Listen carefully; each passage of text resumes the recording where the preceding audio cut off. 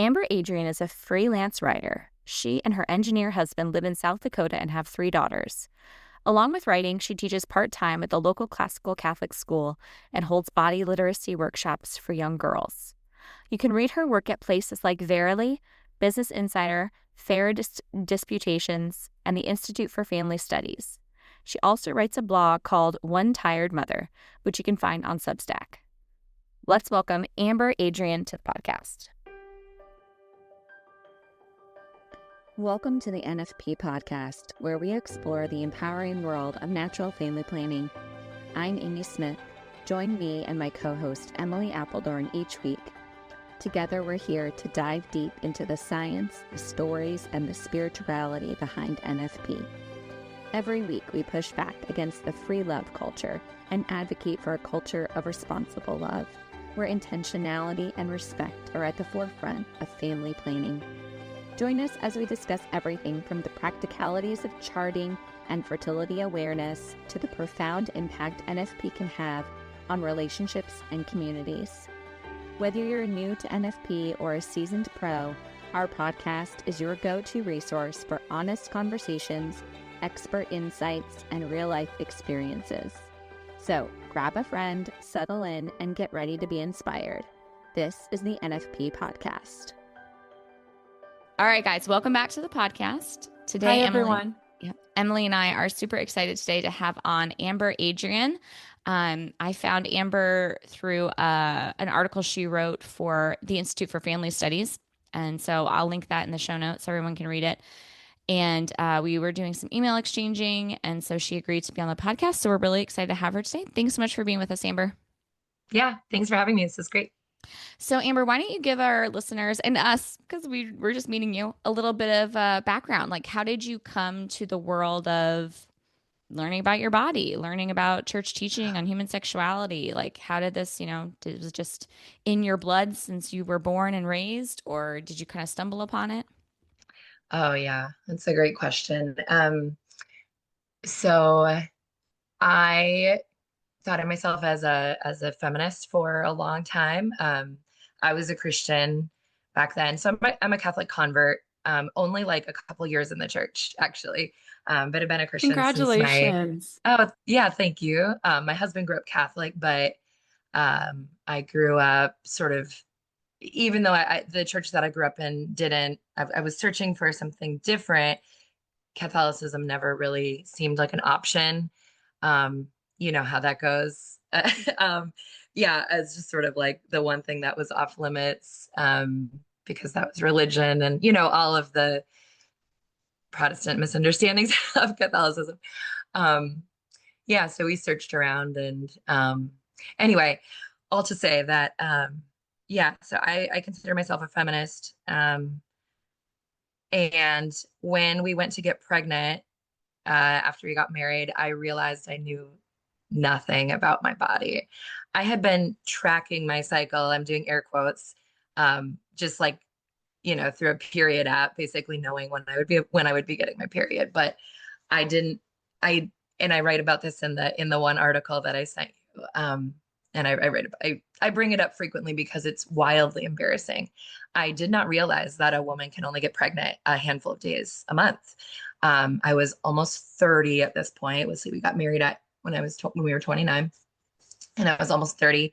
Consider myself a feminist, right? So like strong woman, intelligent, whatever.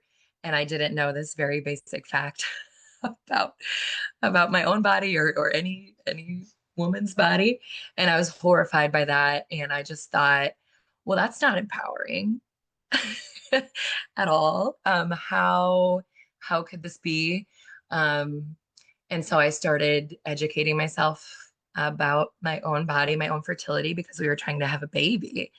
And then, once we got pregnant, I started educating myself about birth. I realized I don't know, because I know nothing about my body. I would like to understand it better so that I can like do birth well, or, understand what's going on when I birth a human child. So I started learning about birth and started realizing even more just like how much I don't know about the female body. And then just, I think through motherhood, through breastfeeding, well, through birth, breastfeeding, I just came to have such a sense of awe and respect about the female body that I just had never even really thought about the female body. I feel like I lived for so many years, like just really in my head, not thinking about my body very much at all, which just, yeah, is wild because the female body is so incredible. And so it was really motherhood that helped me get in touch with the female body and learn about it. Um, and then, yeah, becoming Catholic, that wasn't really my way into Catholicism, theology of the body or any of that. But, as I became Catholic and learned about all of that, it was just another sign that Catholicism was, uh, like the fullness of truth, like we say, and was very moving to me and very beautiful. And yeah, and then I stumbled on Leah Jacobson's work, which I'm sure we'll talk about, Catholic woman who was the founder of the Guiding Star Project. And then it was all downhill from there. I was like, these are all the thoughts I've had since becoming a mother. I read her book. I was like, I could have written this. And then that's how I kind of, yeah, got involved with the cycle show, the body literacy workshop. Yeah. That's awesome. So I guess when you met Leah, or did you meet her or just read the book and kind of get in touch with her? Well, at first I just read her book, even though Okay. she's from Minnesota. I live in South Dakota. She's from Minnesota.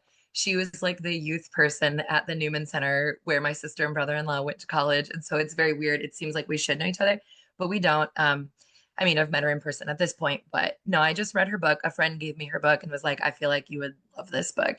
And so that's how I first heard of what she's up to. And since then I've met her in person, but just read her book at first. That's so cool. Yep. So we'll link to that book in the show notes for people that are interested in it. So you said like you kind of learned yourself about, your cycle and the female body. How did you go about doing that? Did you find like there's all these different methods that women learn to learn their cycle and chart everything. Did you just, obviously smart, like anyone can do it nowadays, I guess online, right? You can Google things and find information, but what was your path to kind of learning and understanding? Yeah, good question. So I definitely wasn't back then. I wasn't doing any sort of fertility awareness methods. It was like the basics. Like I said, I didn't even know I could only get pregnant a couple days a month.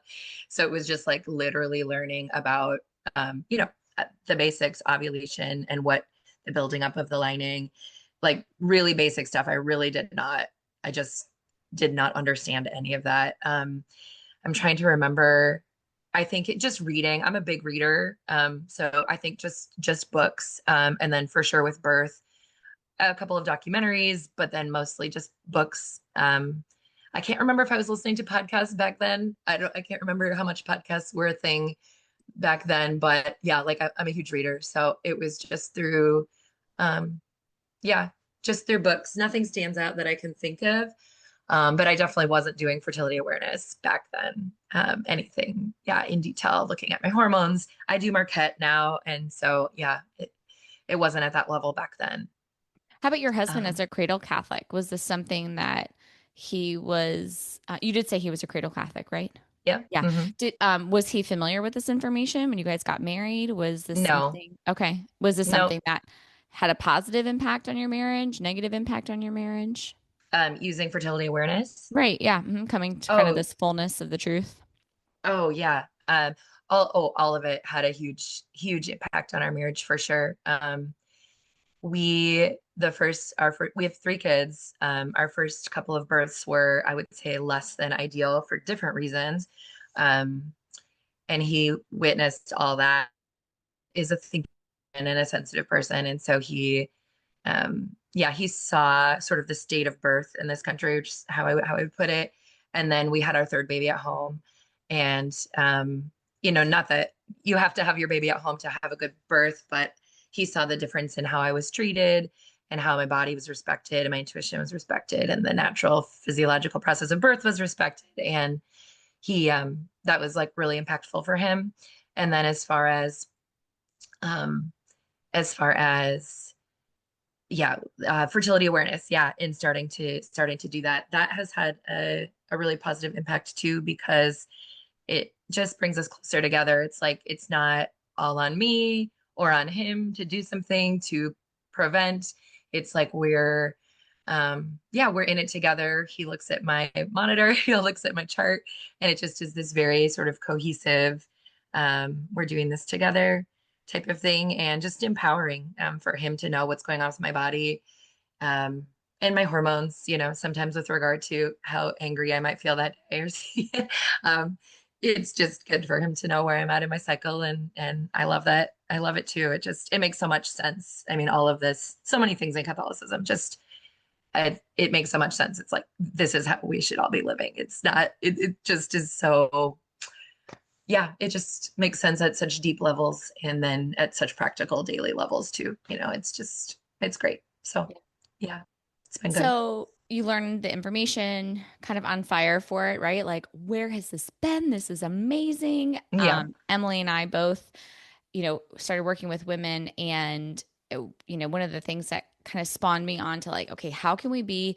in a prevention mode, which was kind of my mindset of like, okay, how can we have this, in our country, supposedly, I'm air quoting now, we have a prevention public health model, but we don't really, but the way we're approaching this, it doesn't really seem like that, because we're still meeting with women who are 30 who come and sit and say, I'm not getting pregnant and I don't know why. Well, you were on the birth control pill for 15 years, or you don't know anything about cervical fluid. You don't know anything about Right. ovulation. You don't know that you can only get pregnant for a certain number of days every month. Like, how is this happening that women are getting to like their late 20s, early 30s and not knowing Yeah. their most fertile years, what fertility is, what men's bodies do, just like nothing.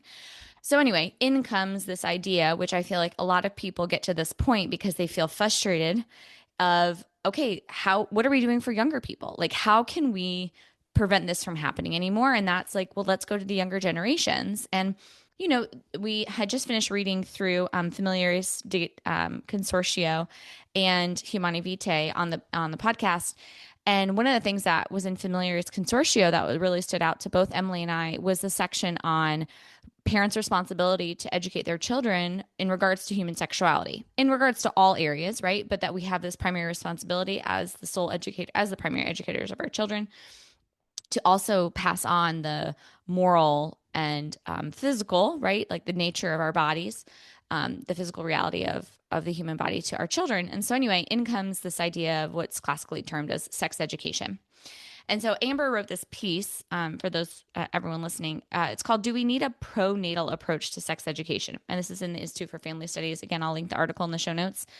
But it's really interesting to me because basically what is kind of being discussed in this piece is, and I'd love to hear your reaction, Amber, because it sounds like you read this piece on Substack from another writer who is basically pointing out, like, look, one of the issues with our rate of fertility right now is we have had decades of sex education where we have awfulized pregnancy and becoming a parent in the hopes of trying to prevent teen pregnancy. We've just kind of unanimously termed pregnancy as like an evil. Like, this is a bad thing to be avoided at all costs.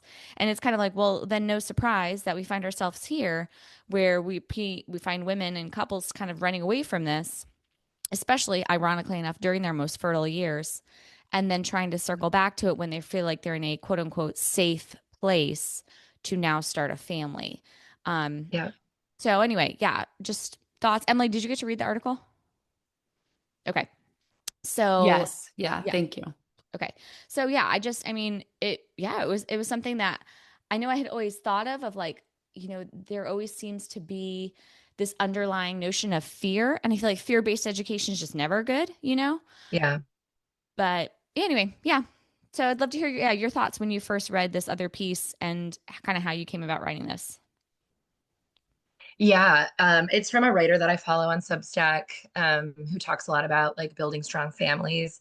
And he had initially titled the article, "Why Teen Pregnancy is Good" or something kind of like clickbaity, and ended up changing it because the article like went viral and got a lot of attention. Not for the clickbait title. I mean, partly because of that, because that makes people open it up. Right. Yeah. But because it was actually really, really interesting and true. And I was so fascinated how as I read it, how it dovetailed with my experience, not only with, like having bought into this kind of like mainstream feminist mindset that like motherhood will hold me back and I need to sort of protect myself from it. I need to kind of watch out. I need to make sure to not lose myself. All these things that I write about in my writing, just my Substack, kind of these ideas that really I didn't find to be true when I became a mother. And I didn't appreciate that. I felt like they were sort of shoved down my throat, in college and just through various ways, messaging in the culture and things. So I felt like I really personally connected to it, but then it also really connected to the cycle show, the body literacy workshop that I teach. Yeah, we have this sort of way of thinking with the cycle show where it's like we're not protecting ourselves from fertility. We are protecting our fertility. Fertility is not dangerous or bad. And that's kind of the mainstream approach to sex education, whether we mean to or not. That's kind of the message we send to young people, even with the word protection. We talk about this with parents of the girls who are coming to the cycle show, this synonym of protection for contraception. Like you don't protect yourself from anything unless it's a bad thing or a dangerous thing. And so there's sort of like this implication of fertility being bad or dangerous, right? When that's not the case. And so I just couldn't believe how well it connected to what we talk about in the cycle show, which I feel like is so unique.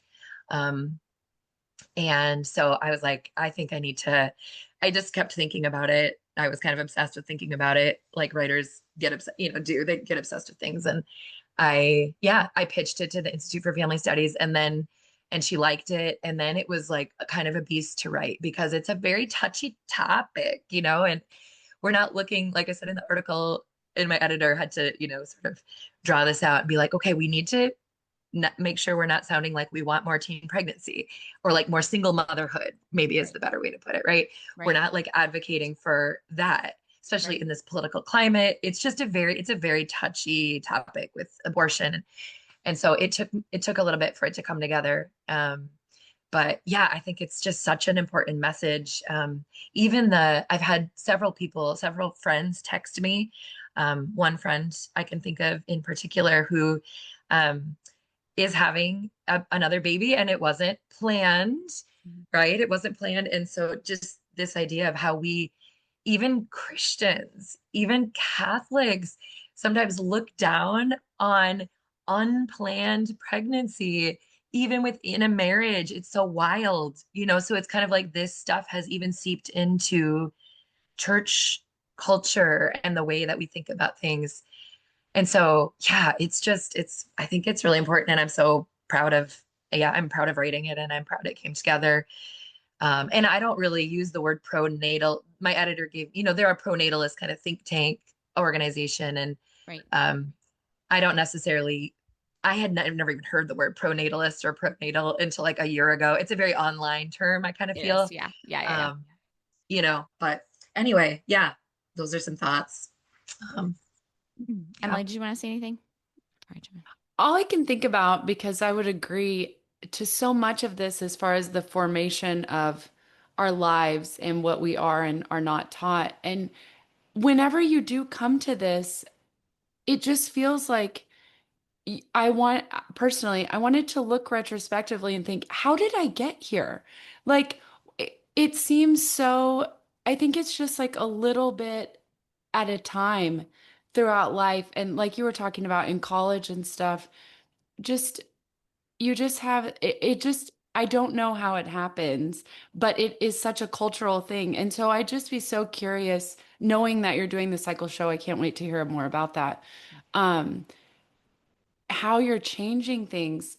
I think your daughters you'll have to tell us kind of their age ranges, so to speak, but I think you're in the time frame where all of this is probably a big topic in your household, if I'm correct on that. And I'd be so curious just to hear how you're kind of just slowly introducing them to just this other idea without just very gently, right? I'm guessing, Yeah. without Yeah. trying to just say, oh my goodness, this is the best thing ever.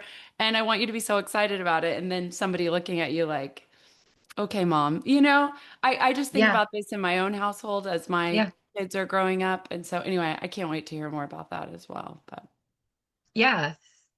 Yeah, it's a great question. I have three girls, and my oldest will be 9 in about a month, and then my other is just turned 7 and 3.5. So they're still pretty young, but my 9-year-old is getting there, and she's begging to come to the cycle show. So the cycle show is definitely part of that, and I can talk. I'll talk more about that. But I so something just comes to mind just because it was just graduation season. I remember one time a couple of years ago, we were walking around in our neighborhood and I was explaining to the kids what a graduation party is. It's like, well, this is kind of your last year of school, it's being a senior. Then after that, you kind of like get to decide, you're kind of officially an adult in our culture, and you get to decide what you want to do after that. And just like the way that I was framing things to them of what their choices are, right? Like, um, yeah, I can't remember exactly what was said, but it was sort of like, you can go to college, you might meet somebody, you can get married, you can start having babies, just kind of laying things out in a way that I never would have 10 years ago. It would have been like, go to college, figure out what you love to do, build a big career. And I just wouldn't have spoken of marriage and motherhood in the same way. Um, but I just spoke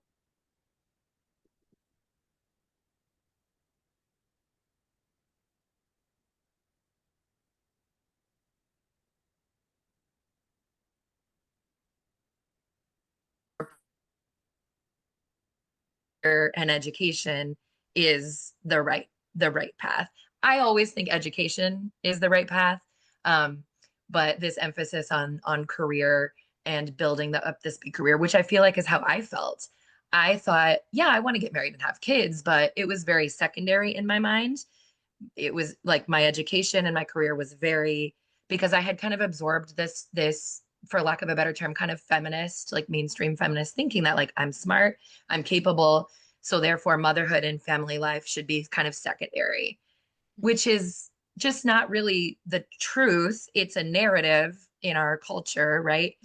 And so I don't want my girls growing up thinking that motherhood and marriage are something oppressive, or that they're opposed to like being this educated, intelligent, ambitious woman either, which is complicated, right? Because there are truths to like your most fertile years and different things, right? It's complex, but I just will never be pushing that sort of mainstream liberal feminist narrative that mainstream liberal feminists wouldn't say that they push, but it's just kind of in the water is how I would put it. It's in the water of our culture, right? Um, and I remember Alice, my oldest, said, I want to get married and be a mom. And I was like, but again, I'm not going to be like, oh, great, that's the right choice. I was like, cool. Yeah. Like marriage and having babies is amazing. And we just talked about it in this very neutral way. And so that's one way I think that I'm trying to change things for my daughters is I'm not trying to force a narrative on them. I'm trying to help them step into the complexity of being a woman, um, without any shoving anything down their throat, or having them take the path that I took, which was seeing those things as a hindrance to my full kind of development as a woman. Um, that's beautiful. Thank you. yeah, thank you. Yeah. I love how you said, yeah, we don't want to be, it's gentle, right? It's gentle because all of this is gentle. And I think it's really, or should be, because it's really easy to slip into like ideology, even on sort of the side I would maybe more agree with. It's really easy to get prescriptive that's not what it's about either. Um, like last year, about a year ago when there was that big speech, that football player gave a speech, do you remember this? I don't know. It was Oh like a yeah. big thing Yeah. and everyone was talking about it. Hmm. Um, I like didn't love what I loved what he said, but I didn't love how he sort of set it up as this either or thing. Like my wife, you know, yeah, she doesn't have a career, but she would say it's sort of like this framing of this either or. Either you do education and career, or you become a mother, a married mother. You know, I don't like that. And I talk about this a lot in my writing, this like dichotomy of you have to pick between these two things. Like life is really a lot more complex than that. And I think we have a really strong either or narrative for women. And I don't like that at all. I think it's really deeply harmful in like our subconscious as we're making decisions. And so I really want to make sure my daughters don't buy into that. And I'm trying to build that for them. I've been home with them for the most part, but I also do freelance writing, and I'm actually going back to teaching next year part-time at the local Catholic school, but it's just part-time. And I'm, you know, and so it's sort of like this like paid work and motherhood and marriage. It's all very fluid. It's seasonal. You know, that is a big thing I think we need to talk about more. Yeah, I and then I can agree. talk about the cycle show whenever you want me to. Yeah, we can transition into that. But I just wanted to echo what you said and say, yeah, I mean, I agree. I think even for me, sometimes I feel like this, I don't know where it came from. I want to say it's actually like a Christian culture narrative of like, oh, the good holy women stay home. Like it looks like this. Yeah, And then, oh, well, if you do anything, if you do anything outside of that, you're like a feminist. And 100%. yeah, and it's like, wow, Yeah, or not. Like, I mean, especially when you look at the lives of the women saints, like that doesn't yeah. make sense. Like it just does No. not make sense at all. So, and I know And I'm personally, oh, curious. good. Yeah. Oh, I was just curious, just based on what you're saying, if you have come across the work of like Erica Bakiaki Mm-mm.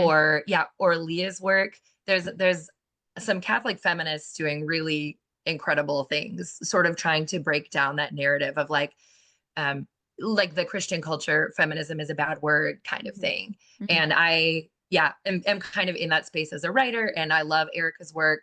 Um, just trying to say that like feminism is just advocacy for women, and because women are specific creatures, we need specific advocacy in the world. And I actually consider like this body literacy workshop like it's feminist to me, Mm-hmm. right? Because it's advocating for women. That's all feminism essentially Mm-hmm. is advocacy for women. Mm-hmm. And so yeah, I personally think we need to get away from this thinking that feminism is a bad word in like Christian, even Catholic culture. I think it's a little bit more common in Protestant culture, but I've also seen it in Catholic culture too. And but I do respect, I have writer friends who think that we should abandon the term feminism. And so there is disagreement even in the Catholic space, but I tend to land on the side where I don't think feminism is a bad word. I think we need to be really clear what we're talking about when we're talking, if we're calling ourselves feminists, right? But yeah, that setting up of feminism is evil and bad, I don't find helpful. And I advocate for the opposite. Right. A And I, feminism that's a yeah. feminism for women as women, And right? and I understand some people's pushback against just the use of that term and maybe wanting to use a different term. Have you read Carrie Mhm. Grease's book, The End of Woman? I have, yeah. Okay, yeah. So, just even understanding kind of the roots of the whole, kind of quote unquote, right, feminist movement and where things started, and it doesn't have like a very good, holy, wholesome background, right? Like it's Yeah, well, I actually would push back on that gently. oh, go Erica for it. Bakiaki's work is kind of refutes some of Carrie's scholarship. They're both scholars, and Yeah. Erica has this book called The Rights of Women, and Mhm. it is all about first wave feminism, so the Oh, very early feminism, and she would disagree with some of Carrie's conclusions. I don't know if you guys saw, but actually in the Wall Street Journal about a month ago, they both had opposing op-eds about feminism. oh So they're no. they're Okay, like the that'd be two interesting to read. huge Catholic voices, I would say, Yeah. kind of talking about feminism right now. Yeah. Um, and Erica does not agree with Carrie, all of Carrie's conclusions. I think they agree in in some things, but they Right. definitely, Carrie has kind of been, I appreciated her book. I agreed with a lot of it. I like a lot of what she has to say, but I do find Erica's scholarship a little bit more compelling. Personally, I've read both of their books, and yeah, so it's interesting. But Carrie goes on more podcasts, I think. And so I think There's no her more. perspective seems to be a bit more elevated, and Erica Yeah. is a little bit more maybe yeah, I'm not sure. They're both scholars. I think they both work for the Abigail Adams Institute or something. Okay. Anyway, just a little side note on that. No, that's great. What's Erica's last name? Bakayaki. Bakayaki. Okay. It's like Maybe you could, BAC. Yeah. okay. You got to share her book with us so we can put that in the show notes too. And I'll put Carrie's book in the show notes as well. Oh, I know Carrie or Erica. Sorry, Erica. She spoke at the, one year I went to, what is it? Princeton Love and Fidelity Conference. Okay. Are you familiar with that? Have you? No, I'm not. Mm-mm. Oh my gosh, it's fantastic. I love the Love and Fidelity Conference. Princeton hosts it every year, like around my birthday. So my dream is like my husband will take me back for my birthday so I can go. But just like a slew of awesome speakers. And Erica was a speaker one year. And it was so good actually what she was saying, because she talked about the reality of, yes, motherhood's great. Kind of like, okay, all the like, we have to get out these like specific talking points so you don't think I'm crazy. I don't know. I feel like some people do that, right? It's like, I have to say this so you don't think I'm like off the rail. So she did all those things. And then she said, but we also have to recognize that like becoming parents, husband and wife becoming parents, the burden, quote unquote, falls mainly on the woman, because she's the one that's pregnant. And then she's the one nurturing the baby postpartum. Like her life is a little bit more impacted than the spouse. And so how do we approach that in a way that is, sensible and still, honoring the dignity and the beauty of that, while addressing like the struggle in that too, I guess, and kind of coming at it from a policy approach to like, how can we, what can we do to support women through this with policy as well. So anyway, it's just really interesting talk. Love it. But I didn't recognize the name when you said it. So I just looked her up and I saw her face and I'm like, oh yeah, I've heard her talk. Cool. That's really great. At least I hope I'm not getting the wrong person. I hope I'm not getting it wrong, but yeah. So anyway, it is. I find it a very interesting conversation. I really enjoy hearing different, points of views on this idea of feminism nowadays. Like, what does that mean? And what does it look like? And I think because we have a God who's so infinite, right? And all of us made in his image, like you just can't, and this goes for men too. Like you can't put them in a box. I think if anything, I think most women nowadays who are trying to rework the definition of what feminism means, with this approach towards, fertility awareness, right? Like not for abortion, more of a like true Catholic mindset, like that we do all agree that being a feminist does not mean that we're putting men down in any way, shape, or form. Like that women are fully women and men can be fully men at the exact same time. That one is not better than the other. I don't have to step on you to become who God's called me to be, and you should not be stepping on me to become who God's calling you to be. That we are made equal. So for sure. Anyway, at least women that I know that are in the right mind. It's not a competition of one-ing up each other. So yep. Definitely. Okay, all that to say. So how are we communicating that to our young people? And the Guiding Star Project has this cycle show. And so how did you get involved with it? Like, you're passionate, you're interested. How did you land on this information? Yeah, I've been asked this several times, and I actually can't remember for sure. It was one of two ways. It was, because like I have 3 small children, and this was a couple of years ago, and I can't remember anything. I can't remember what I did yesterday or, so. Fair.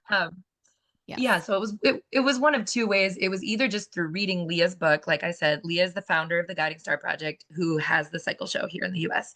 So it was either just through that and sort of looking into the Guiding Star Project, or it was through a friend at church who is a Creighton practitioner, one of my close friends, who said, I think you should look at the cycle show. She knows I'm a former teacher. She knows I'm passionate about this stuff. She might have told me about it also. I honestly can't remember, or maybe sort of both, coming across it and just being like, as soon as I heard about it and learned about it, I thought, I'll be getting certified to teach that. Like it's a no-brainer. I love teaching. I taught at an all-girls middle school. Actually, I was a founding teacher. So I love teaching girls. The girls this age in the cycle show workshop, it's 9 to 12. So it's a little bit younger. I taught mostly 7th and 8th grade, which is more like, the upper range of that.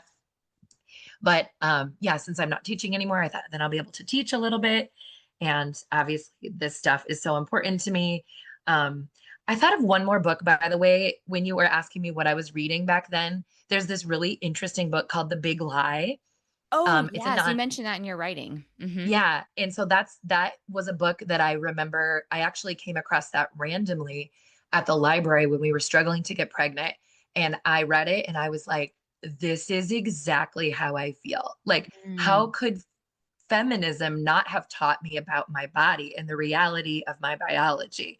Mm. This is, and it's the from the point of view of someone who has struggled with fertility and sort of bought this idea that like, oh yeah, babies, whatever, we can just have those when we want, and knew nothing about her body, and then really struggled with infertility. It's a really interesting book, like really nuanced and really. So anyway, I just wanted to mention that too.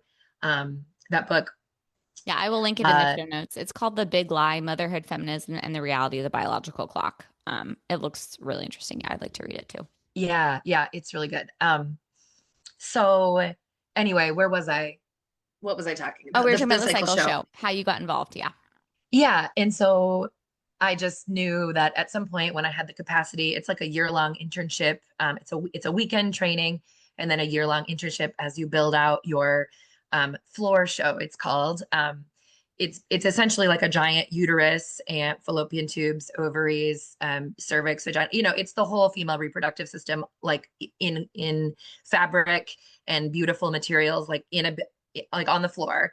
So it's called the floor show, so it takes a while to have all these.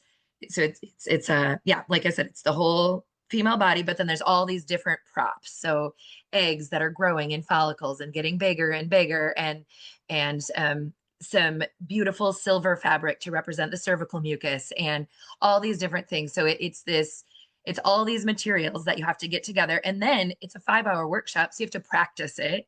Ideally it's like memorized or mostly memorized, so that you could be really present with the girls.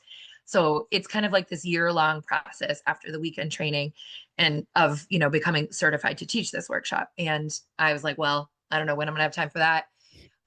Having, little kids. And so it was just kind of on my radar. And then at some point, I feel like God just made a way. And yeah, I got trained in it. And I was, I think, the fifth or sixth person in the US to get trained in it. Because, like you said, it comes out of Germany, actually. It's a very popular sex education program in Germany and in other places in Europe. But the creator of it is German. She's a German MD woman. And yeah. And so I got trained, and I've been trained I just had my certification last fall. So it hasn't even been a year. But I'm doing my fourth workshop this summer. And yeah, you guys can ask me the questions that you have about it. I can talk about it forever and ever. It's so amazing, but let me know what you want me to, yeah, just talk about. It's such an interesting approach to it. Like to have it be so interactive and engaging and almost theatrical and hands-on. It sounds like a catechesis is the good shepherd that went Yes. She sex references education. that. Yeah. Yeah, she Yeah. referenced that Oh, in yeah. the Okay, okay. article. Oh, Yeah, that's funny. so Did I must have reference missed that? Did you? Did she? Did I not read that? Did I was you like, I read? don't. I read I don't. something. That's something that actually other, like, the cycle show instructors have talked about. Oh. I might have mentioned it maybe in like my Substack or something, but That's what I read it on. It's I kind read of it on that. Montessori in that it's Yeah. very hands-on and very engaging, very thoughtful. It's not Yeah. a teacher standing in the front of the room and talking. Right. Yeah, it's very lovely in that way for sure. So it was reminding me, I got a cool opportunity when I was getting my master's to teach. I created a like public health elective class, and it was called Charting the Female Fifth Vital Sign, like reproductive health monitoring, charting the female fifth vital sign. Anyway, one of the days we were talking about cervical mucus, and I had created these education's in my background. I love teaching as well. Anyway, so I was trying to figure out like how can I have them understand how mucus changes, what it looks like. So I basically like had taken these like pieces of like black paper, I think, or maybe I just used index cards. I don't remember. Anyway, I tried to create the mucus and like the different consistencies. Like I took egg white and I like put it on there and like shook Elmer's glue and like would water it down in different ways to like create the different observations and things. Anyway, but it stuck though. Like it like, Yeah. that's so, and I know that as like a teacher, like you have to, if you don't have any background knowledge to connect this new information to, it's not going to stick. And so you have to have something that's like, oh, I know what that is. And so I can understand what this is. Like I can make that connection. And so it's more, Yeah. it's more We solidified. use So aloe in the cycle show for cervical mucus. that's I like great. to, like an aloe vera plant. Yes, Yeah. that's great. And, That you know, would, obviously we don't, it's not showing the different, how it changes, but just to give them a right. sense of how it feels. Right. Yeah.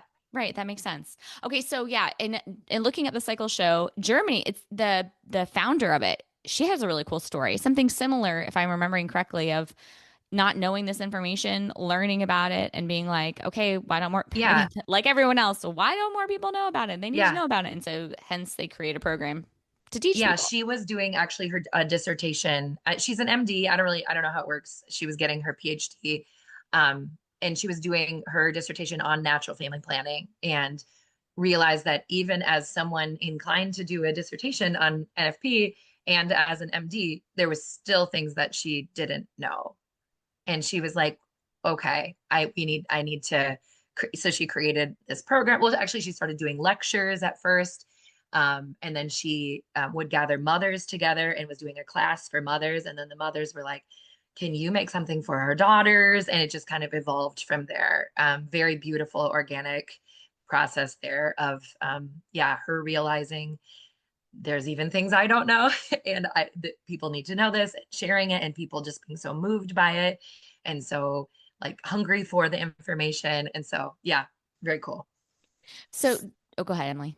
Oh, I was just going to say, so talking about that, I'm guessing the ideal situation, this is an in-person class, right? Oh, Is it yes, even very much possible so. to do, is it even So, possible to do anything remote? yeah, I think that I'm trying to think. So I want to say in England, they have some kind of digital, I wouldn't call it a version of the workshop, but it's kind of like an overview that's like this little animated video. But no, it's very much an in-person thing. Yeah, because of all the materials and how the girls get to come up and touch things and move around. And yeah, it's a 5 hour in-person workshop, which I just love. It feels so like radical, doesn't it, to have like a 5 hour in-person workshop in like the world that we live in, which is all like digital Absolutely. and fast moving and whatever. Like it's so like rebellious to be like, no, this is in person and it's 5 hours long and we're gonna just hang out and dive deep. And I love it. How big are the groups and are the moms involved? Yeah, good questions. The groups are up to 16. So it's Okay. usually around 10, I would say, an average, 10 to 12, but they can be up to 16. And the mothers are not there. It's just the girls. There is a parent presentation the night before where the parents come and we basically walk them through the whole thing so that they know they have all the information, all the language, all the symbols, the stories that we use so that they can connect with their daughters around it.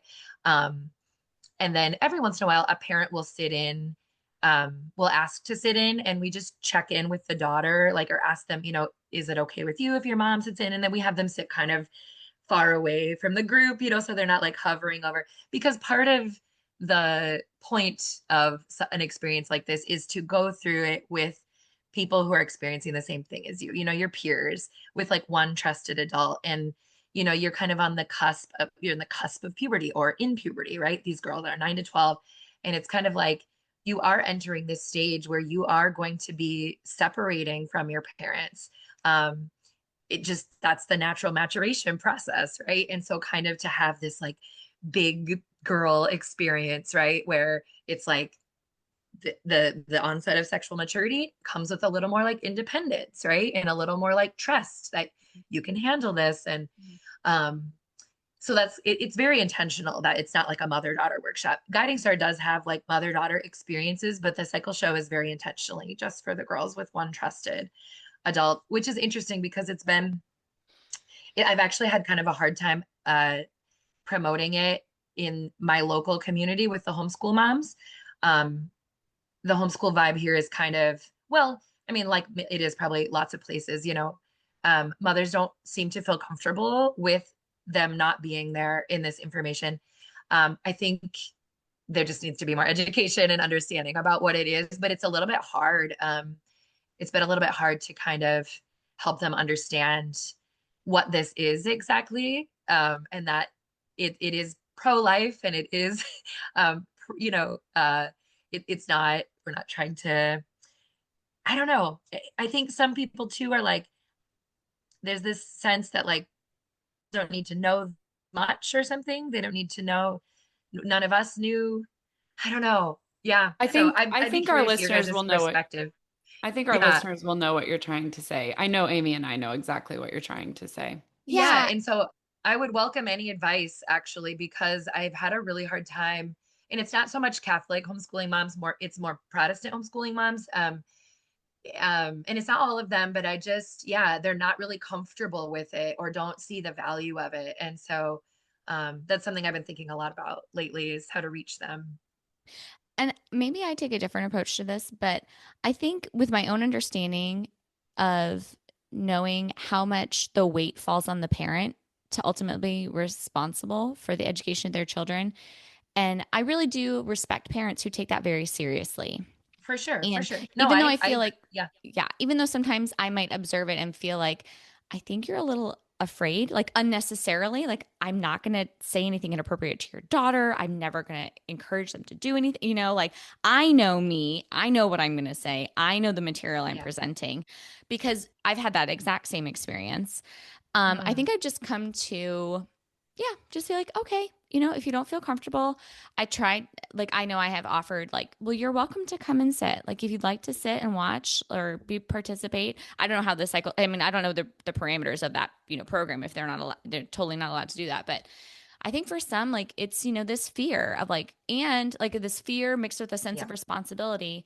And Yeah. knowing that, like, if they were to get something negative, like the preciousness of the mind, like it's hard to undo stuff, right? I mean, that's why so many parents are like, how do I prevent my kids from seeing porn at a young age? Because you can't unsee stuff. You can't undo it. It's So, true. yeah. So I feel like Yeah, that's no, where we get a lot of that. yeah, no, I think you're right. And I think it is fear. And it makes sense, right? Given the culture that we live in and 100%. how 100%. wild it all is, right? It's very sort of founded. I mean, it's not unfounded fear. And so I think but I just, in my passion for it, I'm like, no, I need to help you understand. Like, this is a good thing. And I have, Right. texted multiple moms and been like, it's not a like parent. This is here to support your family. Yeah. This is here to be just one piece of the big conversation that's years, going on for years. Right. It's not the thing, you are definitely, I respect you as the primary educator of your child, Right. tried to communicate all those things, but I probably do just need to let it go a little bit. I think just like, I know how impactful it is and how body literacy is like the foundation of like females having a good experience moving forward into sexual maturity and then into motherhood. And I just think of how little I knew. And, so there's all these things where I just feel such a passion and I want people to know, but I probably just need to chill out a little Well, bit. I would say word of mouth is going to be your best advertisement, right? And these girls and these moms, especially doing the parent night the night before, they will understand your passion behind it. And then when their daughters have a good experience, they will recommend it to other moms. That's how I Yeah. feel like they will do the work for you. You know what I mean? Yeah, definitely. And that's what they say, word of mouth is it, because parents trust each other, right? But I haven't really been able to like break into this kind of group over here. There's kind of like these moms over here, and there's kind of like the homeschooling moms. And so I haven't been able to, I just got to get one of them, right? And then they can, they like all trust. And it's funny because like I was a homeschooling mom. I homeschooled my kids this past year. I was a part of the community. Yeah. But one of my friends told me, like, because you're a writer and a teacher, and because of kind of like the way you dress, like, I think people think you're like a liberal. Ha! and, That's and funny. I was like, that Oh. actually makes so much sense, right? Because like teachers, writer, like Right. I think people just assume I have like left politics. Um, Right. and I was like, that's very helpful. Thank you for thank you for like saying that. That makes a lot of sense. So I think So people don't, we need to yeah, I get don't you know. in like the long denim skirt with the sneakers, and then you Yeah, will totally break into the crowd, and they'll be like, "Oh, we can trust this woman with our children. yeah, She exactly. is not Yeah. going to say anything Okay, that's now I know crazy." what to do. Now I know what to do. Thank you. That's hilarious. Oh my gosh, that's really funny. Yeah, it is. It's hard to. I was talking to someone recently because I was going to do a presentation for them and like moms and daughters. And they were talking about the way that they wanted to set it up. And I haven't been doing this forever, but I feel like I've had enough experiences. Like I told her, I was like, you just can't want it for other people. Like I've just learned that, like you just can't, like It's true. I mean, you kind of can, like I do, but at the same time, like you get to say yes or no. So, okay, if not you, then like, that I just love that reminder in scripture. Even we're told like brush the dirt, the sand off your feet, the dirt off your feet, and move on to the next thing. Cause there's always somebody else that's, that's going to want what you have and is interested in it. So you're not dwelling too much on that. So I have a question. So the I don't know if you know the answer to this, but the project out of Germany, it says My Fertility Matters Project. And so did the cycle show come from that? And is the cycle show uniquely American, or is the cycle show the same thing of My Fertility Matters? Like, what is that? Yeah. Oh, yeah. Good question. It is a little confusing. So My Fertility Matters is like the German organization that has the cycle show. There's another one for boys called Agents on a Mission. There's one for younger kids. There's one for teenagers that talks very, very honestly about contraception. There's a bunch of programs under this umbrella in Germany called My Fertility Matters. And that's the organization that Dr. Elizabeth founded, the creator of the cycle show. So the cycle show comes out of Germany.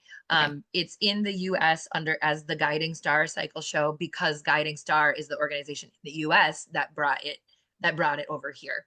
But My Fertility Matters is like the German umbrella organization that it's under, basically. Does that make sense? Yes, that is. Okay. Yep. Yeah, I was also curious. I think it was when I was reading your piece from Substack, The Reproductive Justice All Women Need. I think it was somewhere in there. I highlighted it, but I don't have like my printed copy in front of me now. I was just curious if you had heard of like the Teen Star Project and that sex education program.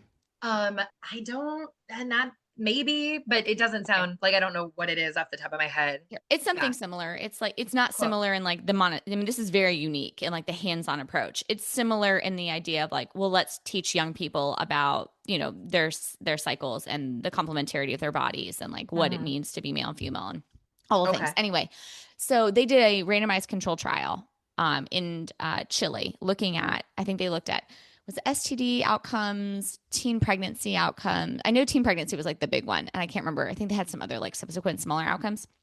Anyway, it was a really great study because there's not a lot of them of their kind. And they had this curriculum.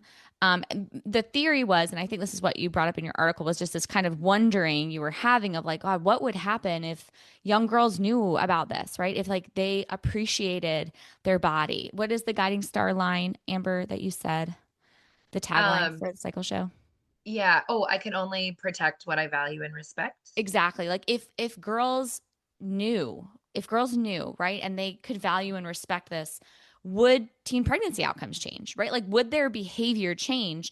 And this study seemed to suggest yes, based on the outcome of the research study. So, because that was one of the things that fueled me into be like, oh my gosh, we definitely need to do this. I mean, without even saying anything about God, about faith, about, you're made in the image of God, like you are made unique, you are made beautiful.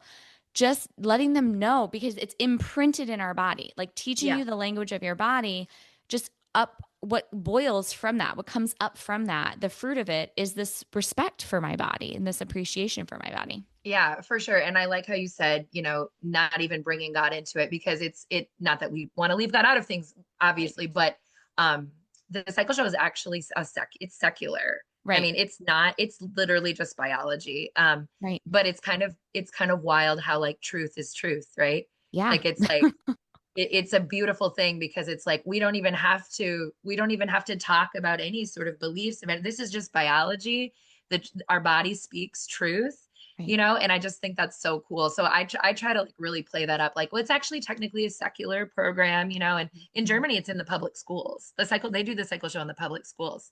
And so which is crazy, right? I mean, that's the dream here, to get the cycle show and then the boys version over to the US also, and be doing them in public schools, because it is just biology. But truth is truth. Right. So. Yeah.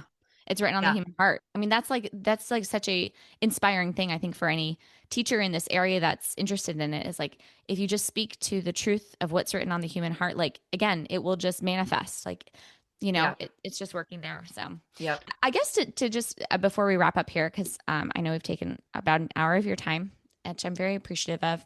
No I was worries. just thinking about, again, like what we were talking about with parents who are hesitant. One of the things I just tried to always circle back with when talking to parents, and this is for people who are maybe listening and are still feeling hesitant about having their kids in any type of a program or going to any type of a program, is to just encourage to examine, like, if this is a fear motivation, if the level of comfort I have with the topic. Because I know that is one thing that my husband and I both like really are grateful for, the ability to homeschool our kids and to be so involved in our children's life. Is I don't want to shelter you from the world, because that's just not realistic. But I do want to be the primary filter through which you encounter the world at this age, and be able to expose you to information that's good, true, and beautiful, And so I think that as long as that's not a fearful thing or feeling of an ineptness on my own part as a parent, like, well, I don't know this topic very well. Like, what if my child goes to something and then they're asking me questions and I don't know? It sounds like you guys have that parent information meeting. Like, you can always email the teacher and ask, like helping. This is meant to, things like the cycle show, I really believe, for people who are of goodwill, it's not meant to usurp the parent's role. It's meant to help you in your role. Like, because you don't get a handbook with your kid. And there's a lot that you don't know. You didn't go to medical school. You're not a fertility awareness educator. Like, it's okay to not know this stuff. And there are people that want to help you in your mission, because we recognize that you are going to be there for the day in and the day out. And so let's empower you and your daughter or your son.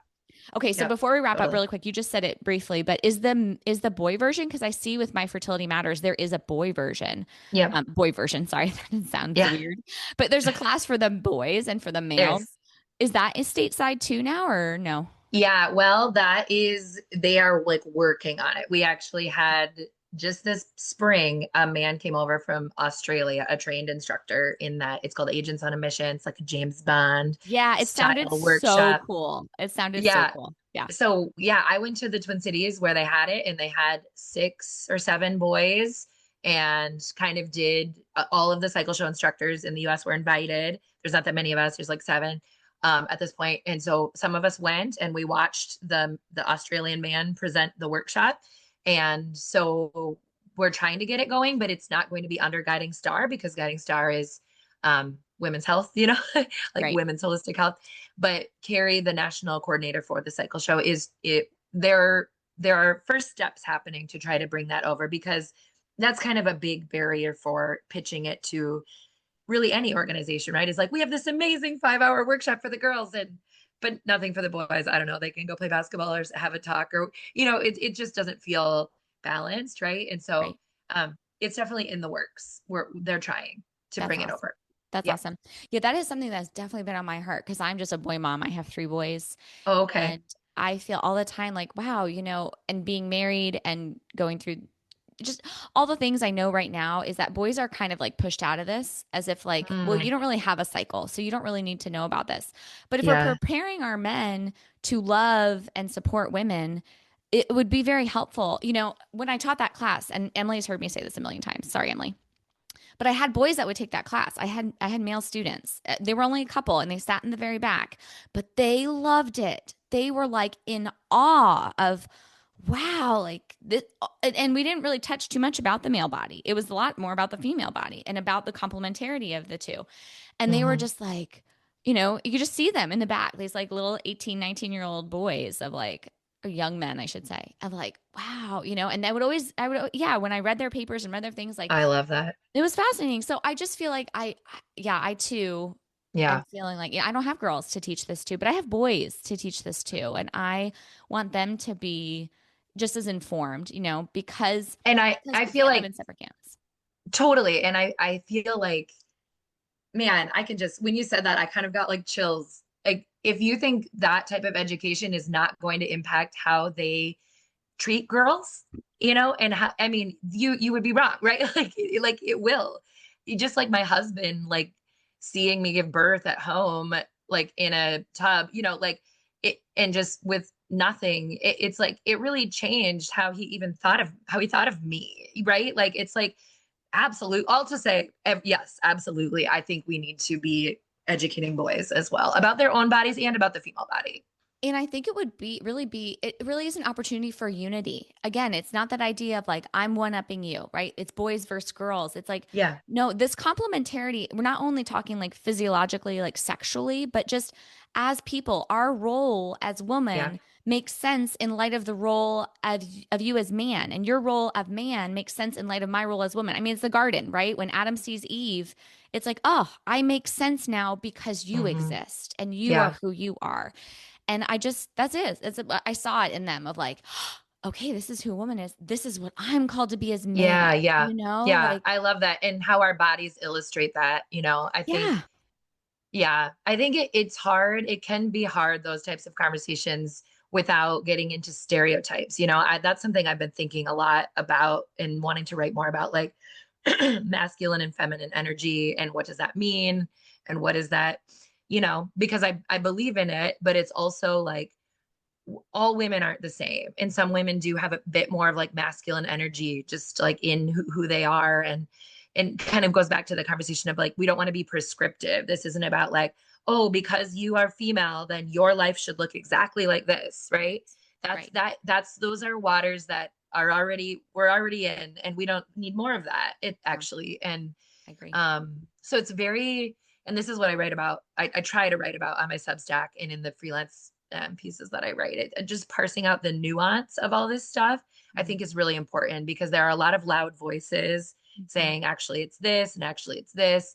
And neither one are really, really very true. I feel like Catholicism has a lot of that nuance. And so it just needs to be brought out more, Yes. And it's a little more complicated than the simplistic messaging. Right. And so there's just not as much of it. And I think there should be more of it, So I think what you're talking about though is mystery.